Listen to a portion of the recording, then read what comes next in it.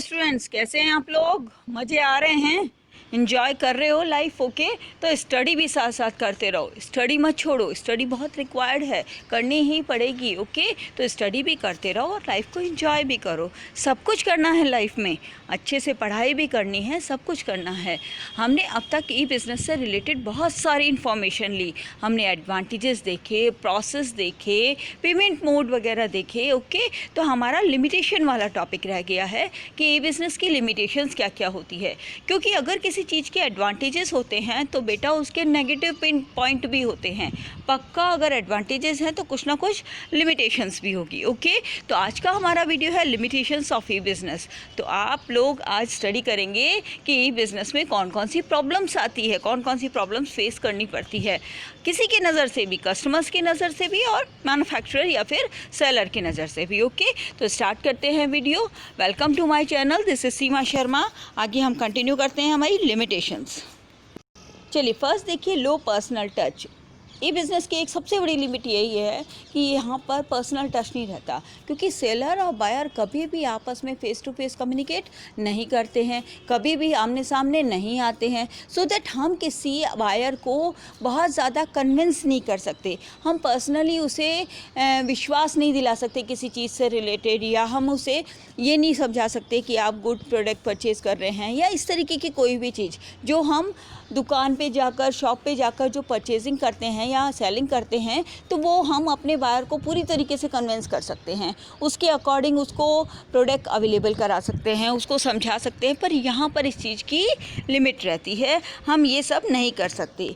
So that limitation, first limit is low personal touch. E business lack warmth interpersonal interaction. This technology is selling the goods may not be prove fruitful when personal attention is needed. जब ज़रूरत होती है ना कि customer चाहता है कि personally मुझे सेलर मुझे देखे, मुझे समझाए, मुझे अटेंड करे। ओके, तो यहाँ पर उस चीज़ की प्रॉब्लम आती है।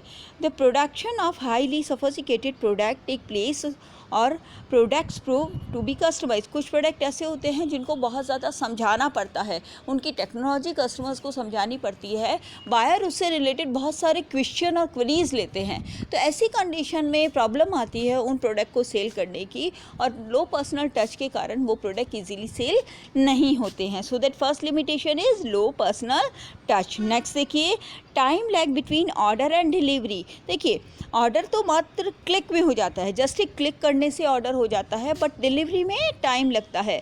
तो ऑर्डर और डिलीवरी के बिटवीन में जो टाइम लैग है वो बहुत ज़्यादा होता है। एक लिमिट ये भी आती है, क्योंकि ऑर्डर तो क्लिक से हो जाता है, माउस से हो जाता है, आपके लैपटॉप या मोबाइल से हो जाता है, बट डिलीवरी के लिए हमें पूरी ट्रांसपोर्टेशन प्रोसेस से निकलना होता है। सो दैट ऑर्डर के टाइमिंग में और डिलीवरी के टाइमिंग में काफ़ी डिफरेंसेस आ जाते हैं, काफ़ी टाइम लग आ जाता है।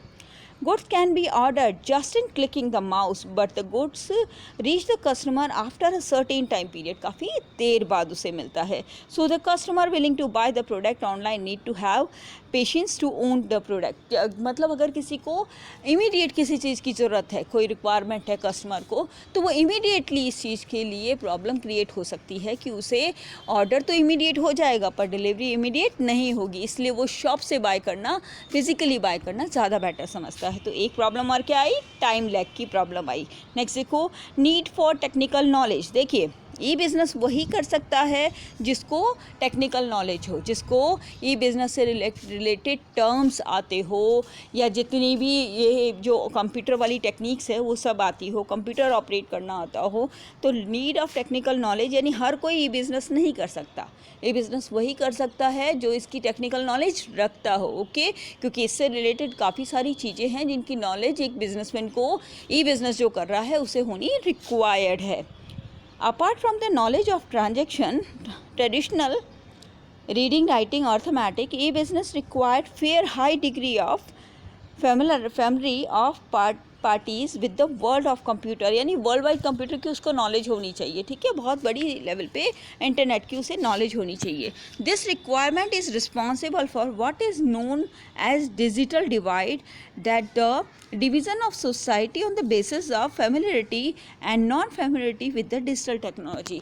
तो ई बिज़नेस की वजह से दो तरीके के लोग हो जाते हैं, एक जिनको टेक्नोलॉजी की नॉलेज है और दूसरे जो टेक्नोलॉजी की नॉलेज बिल्कुल नहीं रखते हैं। तो जो लोग टेक्निकल नॉलेज नॉलेज नहीं रखते हैं उन लोगों के लिए ई बिज़नेस सही मोड नहीं है, वो इसको नहीं कर पाते हैं। ओके, तो ये लिमिटेशन आती है कि ई बिज़नेस वही कर सकता है जिसको टेक्निकल नॉलेज हो।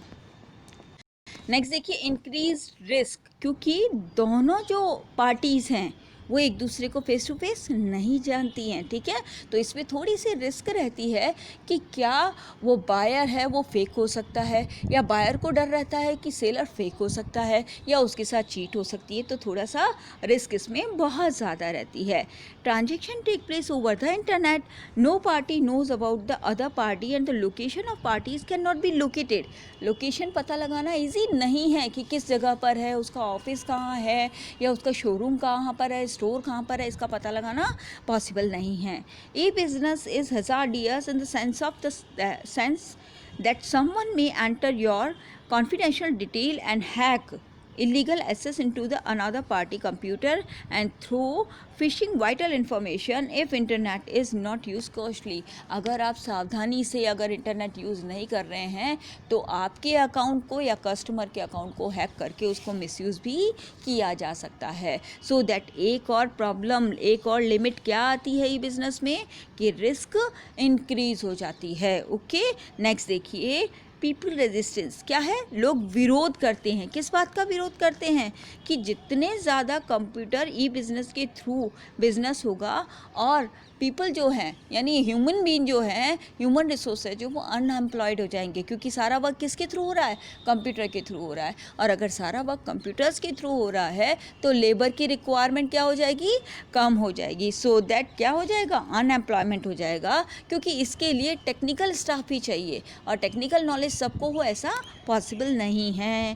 The people who do not wish to learn technical feel insecure if they not use the new technology innovative ways of doing business. Like many people are still doubtful while using credit card and debit card. People hesitate to learn technology as they feel it will increase their responsibility and insecurity in their job and personal life as well as। तो उनको लगता है कि ये सब insecure matter है और वो टेक्नोलॉजी नहीं यूज़ करना चाहते हैं। तो जितना ज़्यादा कंप्यूटराइज्ड होता जाएगा लोग उतने ही ज़्यादा अनएम्प्लॉयड भी होते जाएंगे, क्योंकि लोगों का काम कौन कर रहा है, कंप्यूटर्स कर रहे हैं। कंप्यूटर्स कर रहे हैं तो लोग क्या होंगे, अनएम्प्लॉयड हो जाएंगे। इसीलिए पीपल का रेजिस्टेंस भी इसमें एक लिमिटेशन है कि वो इसको जल्दी से अफोर्ड नहीं करते हैं या इसको जल्दी से लाइक नहीं कर सकते हैं, ठीक है। तो एक और लिमिटेशन हो गई पीपल रेजिस्टेंस। नेक्स्ट देखिए, ethical fall out. Ethical fall out होता है, एथिकल फॉल आउट क्या है कि आपके अकाउंट को कोई भी हैक कर सकता है, आपकी इंफॉर्मेशन को कोई भी लीक कर सकता है, कोई आपसे चीट करने की कोशिश भी कर सकता है। तो ऐसे एथिकल फॉल आउट है ना, ई बिज़नेस के साथ साथ चलते हैं। काफ़ी अवेयर रहने की ज़रूरत है, बट एथिकल फॉल आउट्स हो सकते हैं। Business organization are using the technology not only for the welfare of the business environment as a whole but also they are using electronic eye on the movement of their people. हम अगर कोई भी चीज़ search कर रहे होते हैं तो तुरंत जो शॉपिंग साइट होती है उस बात को ऑब्जर्व करती रहती है कंटिन्यू कि हम किस तरीके के प्रोडक्ट देख रहे हैं, और उसी से रिलेटेड मैसेज हमारे पास कंटिन्यू आते रहते हैं। ये बात आपने देखी होगी जनरली शॉपिंग साइट्स पे। ओके, तो इसका मतलब ये क्या है कि वो हर टाइम हम पर आई रखते हैं, हर टाइम हमारे जो भी एक्टिविटीज़ रहती है इंटरनेट पे उसको देखते रहते हैं, जिससे हमारे मूवमेंट का उन्हें हमेशा पता रहता है। तो ये एक एथिकल फॉल आउट रहता है कि हम पर इंटरनेट के थ्रू हमेशा नज़र रखी जाती है कि हम कौन सा काम कर रहे हैं, कौन से प्रोडक्ट देख रहे हैं, हमारी लाइक्स और डिसलाइक्स वगैरह क्या है, इन सब चीज़ों पे कंटिन्यू नज़र रहती है। Website they are visiting, hacking their email account etcetera, और ईमेल अकाउंट्स हैक हो सकते हैं, बैंक अकाउंट हैक हो सकते हैं। इस तरीके की ethical fall out problems create होती है ई बिज़नेस में। सो दैट एक लिमिट और क्या हो गई, क्या, एथिकल फॉल आउट। ओके, अपनी कॉपी और पेन लेकर साथ में बैठा करो और उससे रिलेटेड नोट्स साथ के साथ बनाते रहा करो ताकि आपको कोई भी प्रॉब्लम नहीं हो, क्योंकि अगर साथ ही साथ अगर आप क्लूज़ भी लिख लेते हैं तो उससे क्या होता है, आपको आगे कभी भी अगर ये टॉपिक लर्न करना हो और आपको समझ नहीं आ रहा हो तो आप उस क्लूज़ के थ्रू जल्दी से समझ सकते हैं। वीडियोज़ तो हैं, आप कभी भी चला करके उनको देख सकते हैं, पर अपने बनाए हुए नोट्स की बात ही कुछ और होती है बेटा। अपने बनाए हुए नोट्स आपके लिए बहुत हेल्पफुल होते हैं और आपको आपको जस्ट एक क्लिक से ही समझ आ जाता है कि क्या इस पॉइंट का आंसर था या इस पॉइंट से क्या समझाया गया था। तो इसकी हैबिट डालो, हमेशा अपनी नोटबुक और पेन लेकर बैठा करो और नोट्स भी साथ के साथ बनाते रहा करो। ओके, तो ये हो गई हमारी लिमिटेशंस किसकी, ई बिज़नेस की। तो ई बिज़नेस की लिमिटेशंस आपने देख ली। ओके, बहुत सारी लिमिटेशंस थी, बहुत सारी प्रॉब्लम भी क्रिएट होती है ई बिज़नेस करते वक्त। बट इतनी सारी लिमिटेशन होने के बावजूद क्या समझे हम कि ई कॉमर्स, ई बिज़नेस बिल्कुल बेकार है?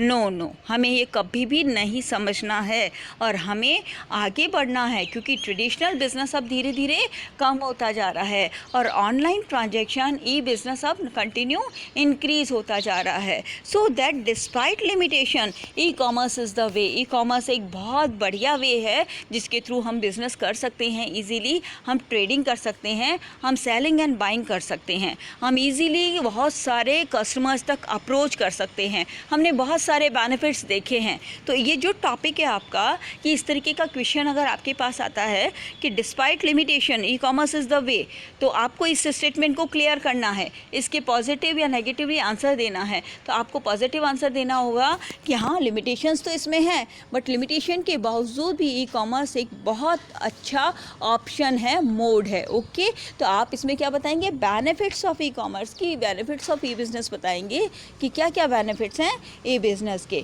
तो अगर आप लिमिटेशंस देख लेते हैं और लिमिटेशन आपको समझ आ गई है, उसके बावजूद भी हम ये नहीं कहेंगे कि ई बिज़नेस या ई कॉमर्स बिल्कुल बेकार है। ई कॉमर्स बिल्कुल फ़ायदेमंद चीज़ है और इसके थ्रू हम बहुत सारे वर्ल्ड वाइड कस्टमर तक एक क्लिक में पहुंच सकते हैं, अपने प्रोडक्ट का डिस्क्रिप्शन इजीली दे सकते हैं और इसको ओपन करना यानी इसका फॉर्मेशन बहुत इजी है। तो जितने भी इसके बेनिफिट्स हैं वो इस टॉपिक में आएंगे। तो आपको क्लियर हो गया कि despite limitation e commerce is the way और इवन बेस्ट वे। ओके, तो ये ई कॉमर्स नया एक टेक्निक है बिजनेस करने की। चलिए, तो आज का हमारा टॉपिक क्लियर हुआ आपको, लिमिटेशंस ऑफ ई बिज़नेस। ठीक है, लिमिटेशंस के बावजूद भी क्या है, ये एक बेस्ट तरीका है। लिमिटेशंस आपको पूरी तरीके से समझ आ गई होगी। अब कमेंट करके मुझे जल्दी से बताओ कि आपको क्या समझ आया और क्या समझ नहीं आया।